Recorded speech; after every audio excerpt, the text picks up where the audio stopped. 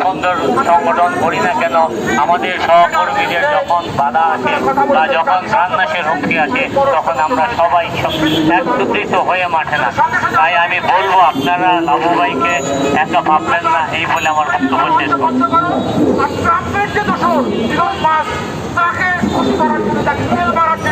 ধন্যবাদ শাহজাহান স্বপন ভাইকে। আমরা বলে দিতে চাই, কোন রাজনৈতিক দলের ব্যানারে আমরা চলি না। আমরা নিরপেক্ষ সাংবাদিক। আমরা সাধারণ মানুষের কথা বলি, সাধারণ মানুষের অধিকার নিয়ে আমরা কথা বলি। যেখানে এই সাধারণ মানুষের অধিকার খর্ব, সেখানে এই সাংবাদিকের কলম চলে। আমাদের কলমকে থামিয়ে দিবেন না।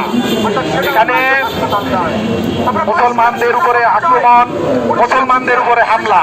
আমরা মুসলমানের সন্তান, আমরা সাংবাদিকতা করি। এখানে আমরা ধর্ম নিয়ে আসিনি, আমরা মানুষের অধিকারের কথা বলতে এসেছি।